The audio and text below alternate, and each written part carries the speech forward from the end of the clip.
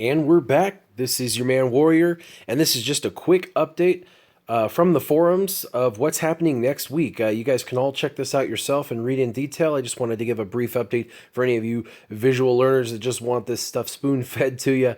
There's going to be an update next week. Of course, we know that they come out with updates quite often. The downside or the sad disappointment of this update was that there is no information on the new raid. I know they were really shooting for the end of this month slash beginning of next month, but through this push, this update that they're doing is not going to have the raid in it, or at least they are keeping mum's the word for sure on that. But they are going to do a number of things. The first thing they're doing is they're rebalancing the credit heist event. This is exciting because they're going to add additional tiers. These are going to have easier and harder difficulty tiers and increasing rewards. So instead of there just being two tiers, there's going to be a multi-tiered system, much like all the other events in the game where there's 4 or 5 tiers.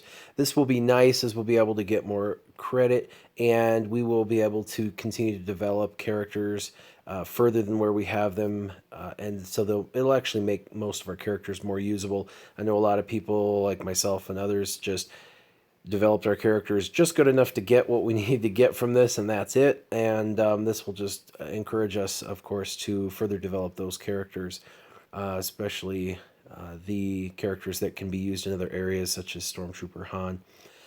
There will be the return of an event called Assault Battles Military Might. This has been out before. It's a short event that comes out for a very brief period of time. A lot of people are, Googling or trying to figure out what the Assault Battles Military Might is about.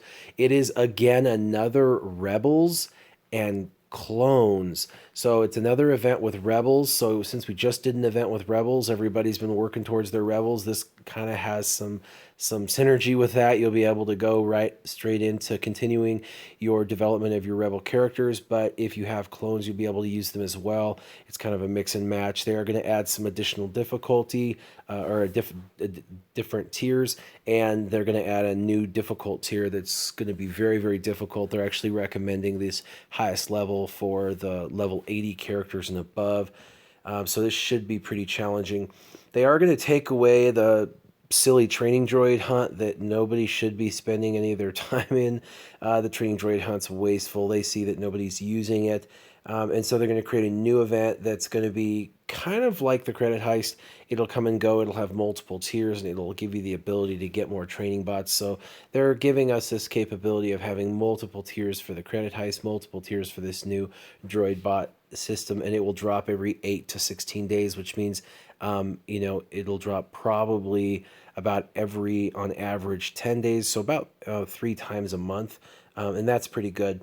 Another update is Kit Fisto. They just reworked him. Kit Fisto has definitely got a better kit, that's funny, his name's Kit, and I'm talking about his abilities as his kit, but yes, his kit or his abilities of Kit Fisto have all been modified and upgraded. He hits harder. It's a really great update. His shards are now going to be available in the Cantina battle for F, so now we can just unlimited get him to 7-star if you don't.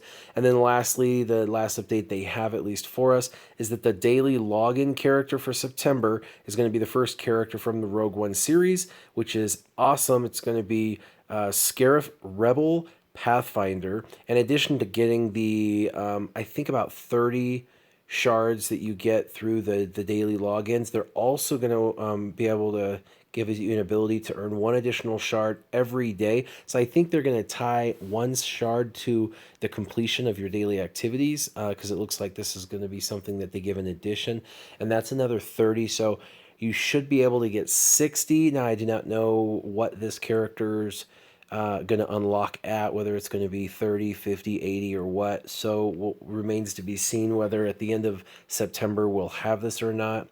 And then, of course, the information from this last week was just that we're nearing the end of the Emperor's Demise event. You got to hurry up and knock it out.